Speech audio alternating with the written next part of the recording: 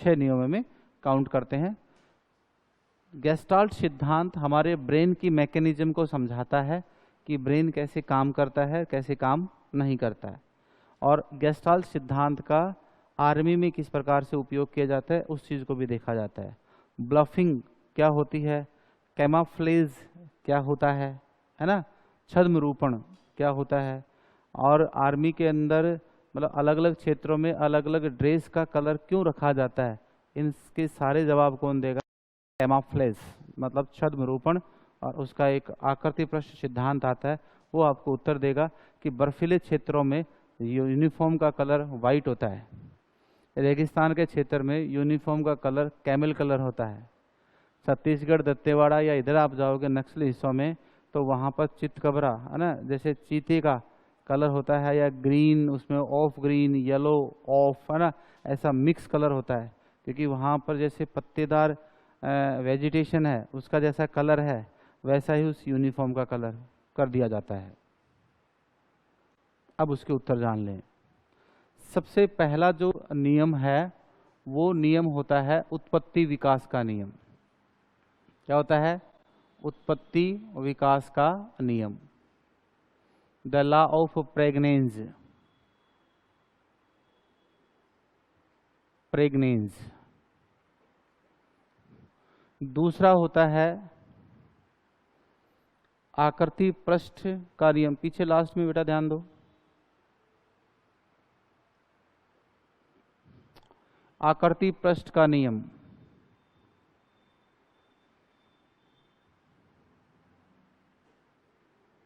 ये तुम्हारी वो उम्र चल रही है जिसमें तुम कितना भी प्रयास कर सकते हो, एक्सट्रीम संभावनाएं हैं तुम्हारे ब्रेन के अंदर। इस उम्र से गुजर रहे हो और जैसा तुम चाहते हो वैसा कर सकते हो। इसके बाद धीरे धीरे ब्रेन की कैपेसिटी क्या होती जाएगी? कम, बॉडी की कैपेसिटी भी कम होने लग जाएगी। टाइम है अपने आप को थोड़ा सा एम्पावरमेंट करने का और लोगों को बताने का कि हम कुछ कर सकते हैं, ठीक है ना। वरना जब खासकर महिला वर्ग कोचिंग वगैरह करके गांव वापस जाती है तो अड़ोस पड़ोस की महिलाओं के लिए वो एक जोक होती है, मजाक नहीं कर रहा हूँ मैं। और 3-4 साल से हैं तो उसको पता है कि आपका सिलेक्शन नहीं हुआ है, फिर भी क्या कहती, मैंने सुना कि तेरा हो गया। उसको ऑलरेडी पता है कि सिलेक्शन नहीं हुआ है, फिर भी क्या कहेंगी? मुझसे सुना कहाँ पोस्टिंग है तेरी? तो आप कहोगे नहीं भाई जी मार तो हुई को नहीं। अरे राम, इतना दिन होगा, मत तो सोचो बड़े हो तेरे होगो, मत सोची तेरे तो 1-2 साल हो गई होगी तेन को नौकरी करता ही।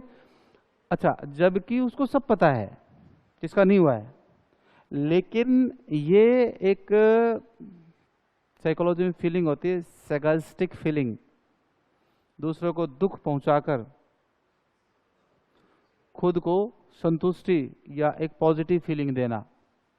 जॉन ओब्रायन है ना, शेक्सपियर के बाद में इंग्लिश लिटरेचर में एक बहुत बड़ा पोइटर हुआ है, ठीक है, और उसकी मतलब कविताएं बहुत ज़्यादा अच्छी थी। तो भाई साहब पाँव से लंगड़े थे,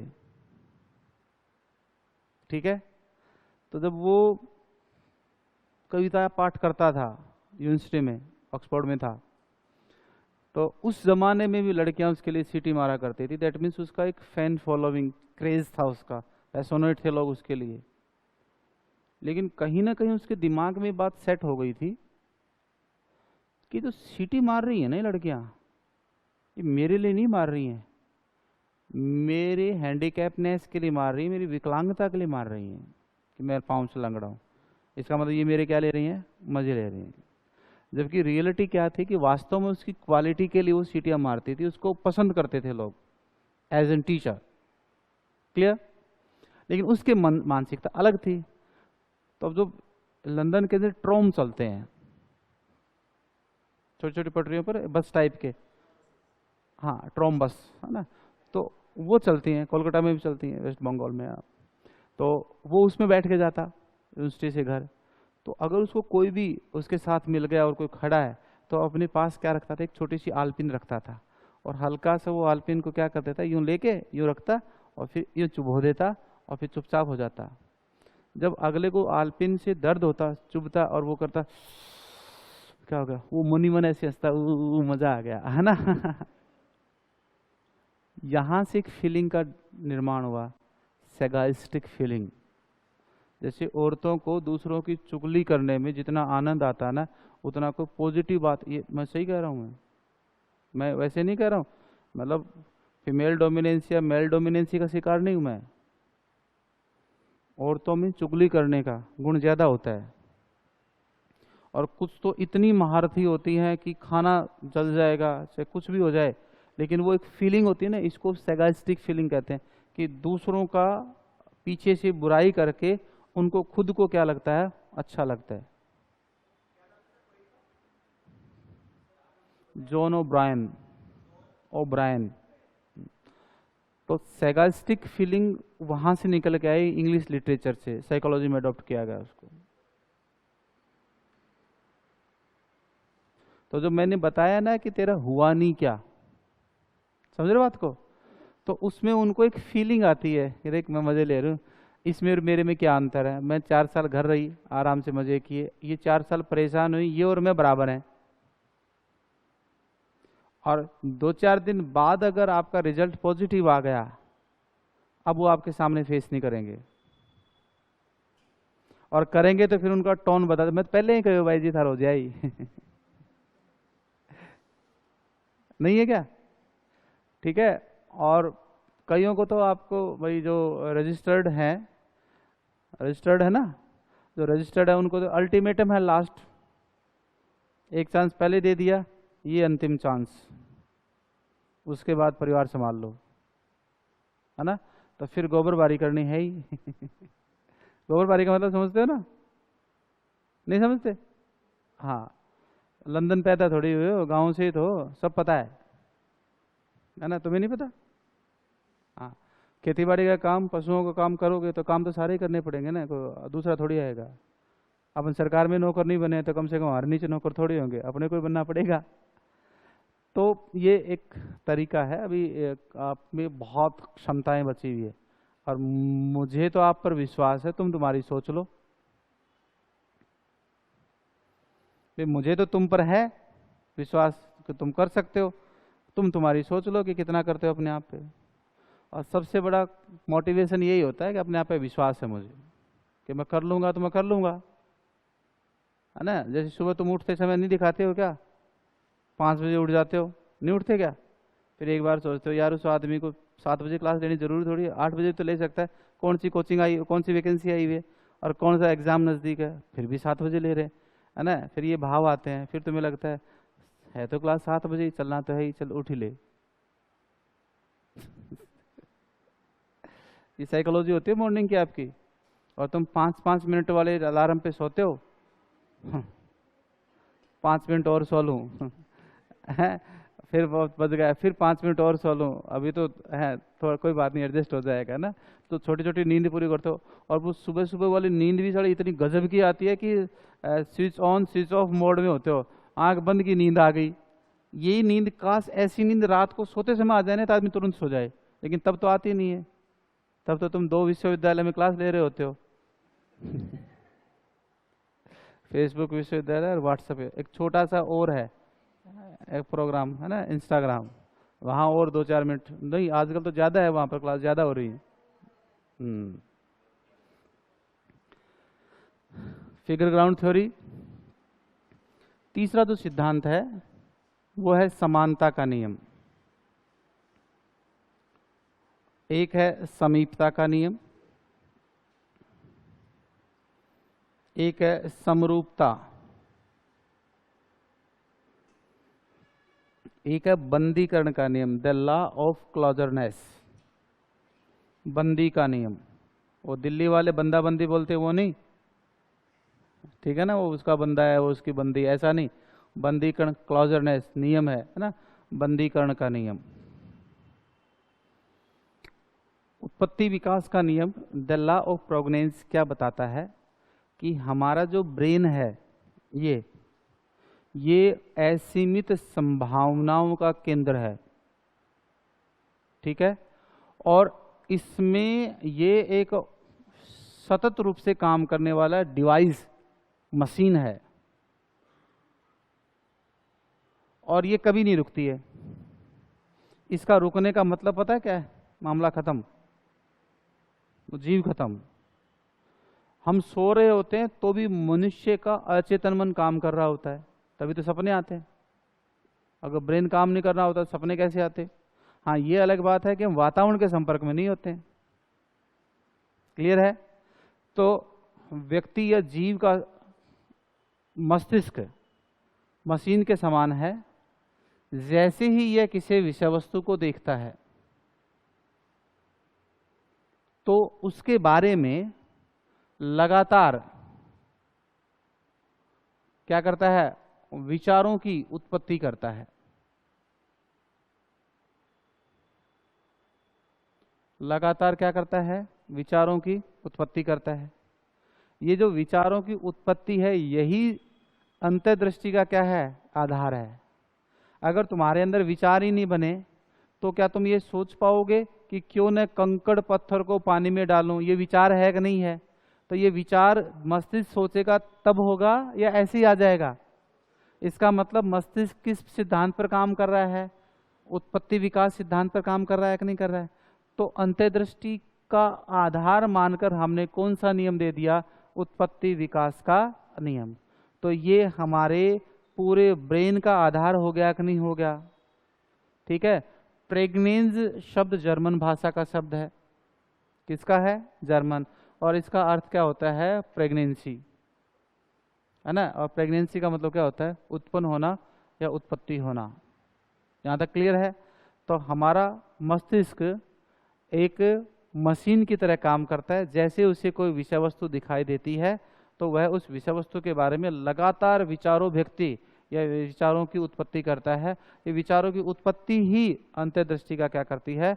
विकास करती है। इसका मतलब अंतर्दृष्टि के विकास के लिए सबसे महत्वपूर्ण नियम कौन सा हो गया? उत्पत्ति विकास का नियम। ठीक है। दूसरा नियम आता है फिगर ग्राउंड थ्योरी, आकृति पृष्ठ का नियम। अगर मान लीजिए मेरे पास व्हाइट कलर का मार्कर हो या व्हाइट चौक हो यहाँ पर, तो ये एक ग्राउंड है व्हाइट कलर का। ठीक है। और इस व्हाइट कलर पर मैं व्हाइट कलर से ही आकृति बना दूं तो क्या तुम दोनों में अंतर कर सकते हो? क्या कर सकते हो? नहीं कर सकते। या ऐसा करें अपन कि ये एक छोटा सा बॉक्स है और इस बॉक्स पे मैंने क्या कर दिया? ब्लैक कलर कर दिया। अब जो मेरे पास कलर है उसी को बना के दिखा देता हूं।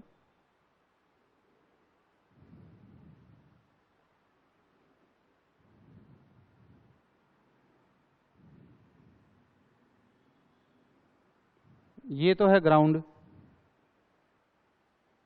ठीक है। और इस ग्राउंड पर मैंने क्या बना दी? एक आकृति बना दी। अब जब तुम देख रहे हो तब तो दिमाग स्थायिक में है, लेकिन मैंने तुम्हें पहले से दिखाया नहीं कुछ, और उसके बाद मैंने आपको ये क्या कर दिया? ये दिखाया। आई बात समझ में? और दूसरा मेरे पास क्या था? यही ग्राउंड था व्हाइट कलर का, और फिर मैंने ये आकृति बनाई। ठीक है। जब आकृति व पृष्ठ, ठीक है, एक ही रंग के होते हैं, एक ही रंग के होते हैं, तो हमारा मस्तिष्क दोनों में अंतर विभेद करने में सफल नहीं होता है। ठीक है। और अगर पृष्ठ पर आकृति का रंग अलग कर दिया जाए तो इसे आसानी से पहचाना जा सकता है। अब ये कहां से आया? जब हम जूलॉजी के अंदर उद्विकास पढ़ते हैं, इवोल्यूशन पढ़ते हैं, तो वहां पर एक मोथ अवधारणा आती है। इंग्लैंड में पहले जब बिजली नहीं आई थी, जब कोयलों का उपयोग फैक्ट्री में होता था, ठीक है, तो कोयलों के कारण फैक्ट्री से जो धुआं निकलता था तो वहाँ का वातावरण भी कैसा हो गया था, मटमैला। तो जो वाइट कलर के मोथ थे वो आसानी से शिकार हो गए, खा लिया उन्होंने उनको, ठीक है। और जो ब्लैक कलर के या ब्राउन कलर के मोथ थे उनकी संख्या क्या हुई, अचानक से बढ़ गई।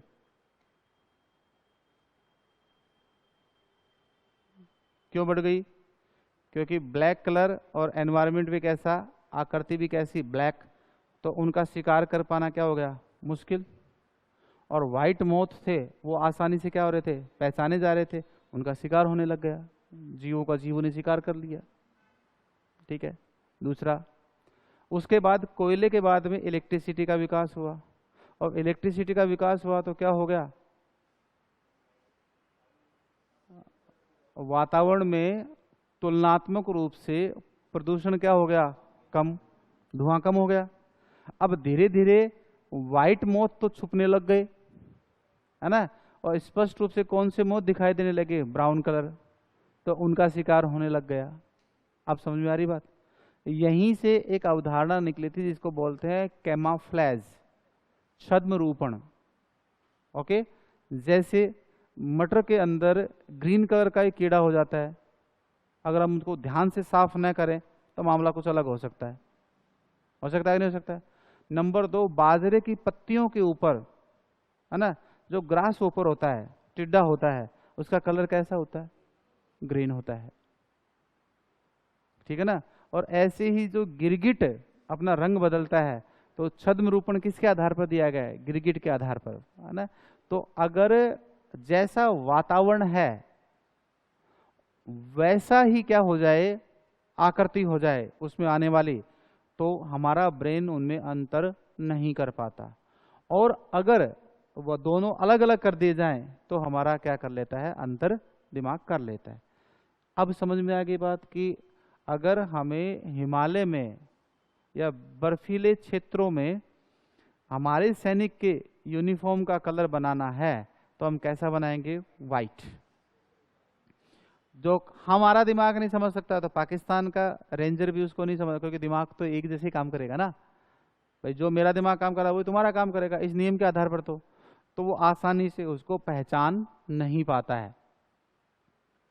आप स्नाइपर्स मूवी देखो, है ना, स्नाइपर 2011, 13 और 17 की सीरीज देखो आपको ना, उसके अंदर आपको पता चलेगा कि स्नाइपर सबसे ज्यादा उपयोग किसका करता है, कैमोफ्लेज का, छद्म रूपण का। तो जैसा एनवायरनमेंट होता है उसकी यूनिफॉर्म का कलर भी कैसा होता है, सेम। और ऐसा लगता है जैसे वो मिट्टी के अंदर ही है, वो वहाँ का हिस्सा है, दिखता नहीं है किसी को वो, और वो शिकार कर लेते हैं। हाँ, मोशनलेस एनवायरनमेंट में ऐसे होगा जैसे विलीन हो गया वो। अब ये नहीं पता चलता है कि गोली कहाँ से आ रही है, क्योंकि वो दिखता ही नहीं किसी को। घास फूस सिर पे लगाकर या यूनिफॉर्म का कलर कैसा भी हो, वो पता ही नहीं चलता है कहाँ है वो, हवा में गोलियां चलाते रहो। अब समझ आई बात? तो देखो गेस्टाल्ट नियम का कहाँ उपयोग हो रहा है। इसका मतलब अंतर्दृष्टि या सूझ तभी विकसित होगी जब ग्राउंड अलग होगा और क्या होगा, फिगर अलग होगी। अगर ग्राउंड और फिगर दोनों एक जैसे हो गए तो आसानी से नहीं। अब देखो, सूखे घास के मैदानों में शेर शिकार आसानी से कर लेता है जबकि बाकी नहीं कर पाता है। कारण है क्योंकि घास, जो सूखा घास है उसका कलर और शेर की त्वचा के बालों का कलर क्या होता है, सेम होता है। तो जब वो सूखे घास के मैदान में विचरण कर रहा होता है तो बाकी के जानवरों को पता ही नहीं चलता है कि शेर आ गया, पता तब चलता है जब अचानक से होता है, ठीक है ना। कौन सा? यार उतना तो मैंने नहीं, मैं उस पर गया ही नहीं कभी, मेरा दिमाग उधर, इसी में इतने एग्जाम्पल है, वहां जाने की कोशिश ही नहीं की। एक जूलॉजी वाला मौत वाला एग्जाम्पल वो बिल्कुल फिट बैठता है, और ये वाला है। फिर वो हाँ, क्या बता रहा था मैं, कहाँ था, शेर वाली बात, है ना। हिरण की दौड़ 80 किलोमीटर पर आवर होती है और शेर की दौड़ मैक्सिमम कितनी होती है, 60 किलोमीटर पर आवर। हिरण हारता है होपलेस के कारण, वो निराश हो जाता है, और शेर क्या करता है, जीतता है अपनी विल पावर के कारण। जबकि हिरण की स्पीड शेर से क्या होती है, ज़्यादा। और हिरण के अंदर स्पॉन्जी टिश्यू ज़्यादा होते हैं बजाय कि शेर के, है ना। इसलिए हिरण बहुत लंबी छलांग लगा सकता है, शेर नहीं लगा सकता, उनकी एनाटॉमी ऐसी होती है। अब समझ में आया बात कि आकृति पृष्ठ का नियम क्या होता है। तो पहला अपन क्या लिखेंगे, उत्पत्ति विकास का नियम, फिर दूसरा लिखेंगे, फिर तीसरा समझेंगे। पहले इनको लिखो।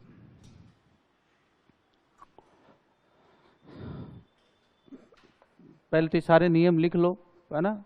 नियम, उत्पत्ति विकास का नियम कौन सी, गेस्टाल्ट नियम लिखने हैं बस।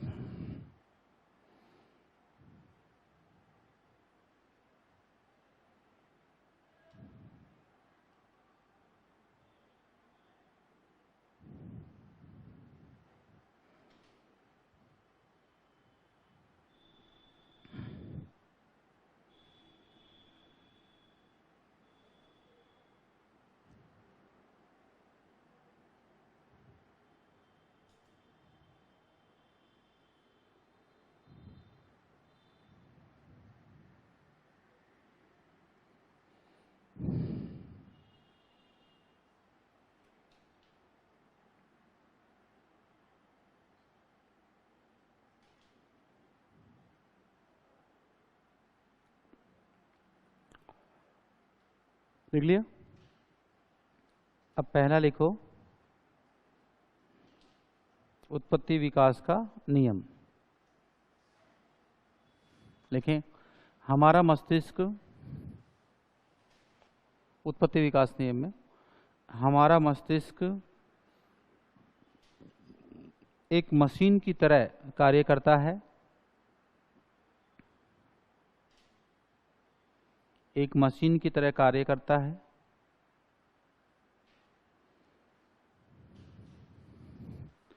जैसे ही उसे कोई विषय वस्तु दिखाई देती है,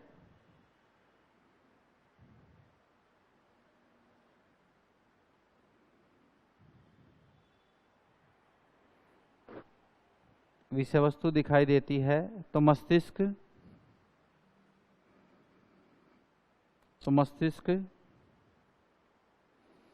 उसके बारे में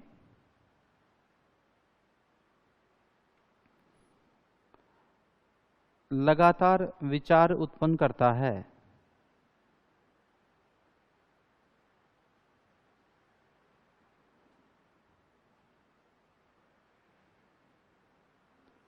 इसे उत्पत्ति विकास का नियम कहते हैं। इसे उत्पत्ति विकास का नियम कहते हैं।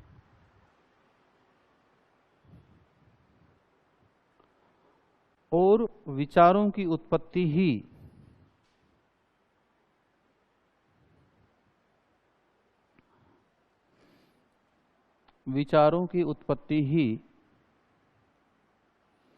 अंतर्दृष्टि का आधार है। विचारों की उत्पत्ति ही अंतर्दृष्टि का आधार है।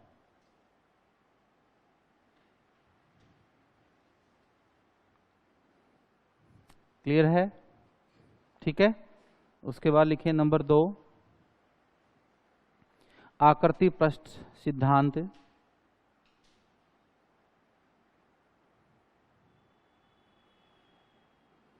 आकृति पृष्ठ सिद्धांत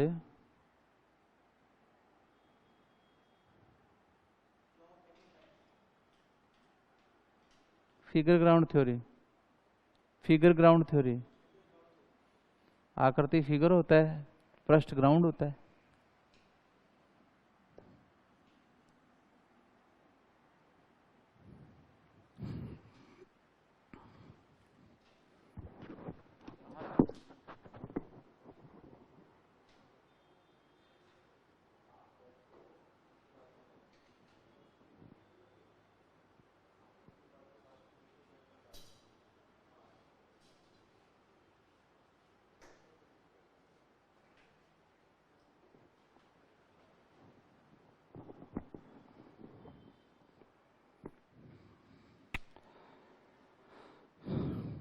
क्या हमारे वो कलेक्टर लगा दिए हमारे दूदू जिले में, दूदू जिला बन गया ना, उसका कलेक्टर लगा दिया।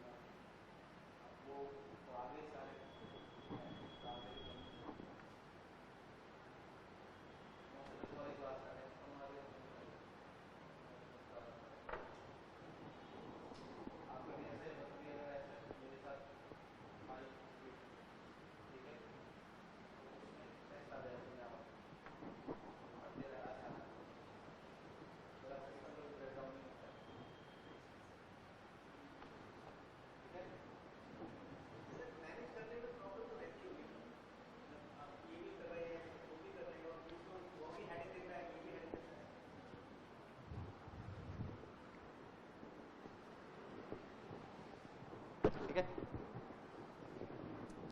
इसमें विचार आएंगे ना, और विचार आएंगे तो ये मैनेज भी कर लेगा। ये किस काम के लिए?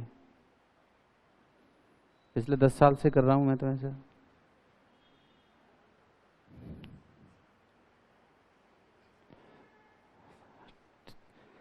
पांच भूमिकाओं में आसान नहीं होता है, और हर क्षेत्र की भाषा शब्दावली अलग होती है। जब स्कूल में जांच करने जाते हैं तो अलग होते हैं, वही आदमी हमारे ऑफिस आता है तो हम अलग होते हैं, क्लास में होते हैं तब अलग होते हैं, फर्क पड़ता है उससे। आकृति पृष्ठ का नियम लिखो।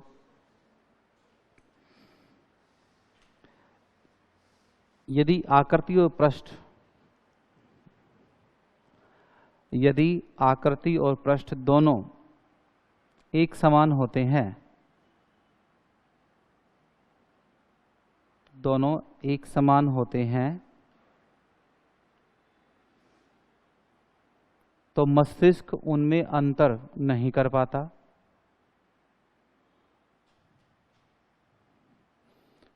तो मस्तिष्क उनमें अंतर नहीं कर पाता।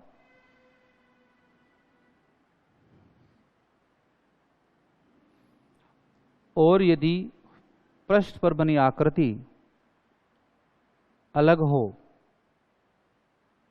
और यदि क्या पृष्ठ पर बनी आकृति क्या हो, बताओ, अलग हो, तो मस्तिष्क आसानी से अंतर कर पाता है। तो मस्तिष्क आसानी से, अगर पृष्ठ पर बनी आकृति क्या हो, अलग हो,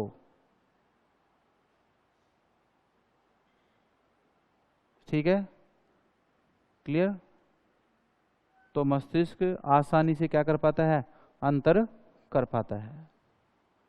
क्लियर है?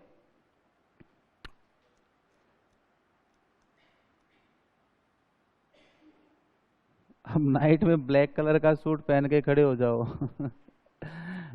है ना, तो पहचान पाना मुश्किल है कि नहीं है? और वहीं पर नाइट में डिफरेंट कलर का सूट हो तो आसानी से पहचाना, बस यही चीज है। उत्तर एग्जाम्पल लिखो। बर्फीले क्षेत्रों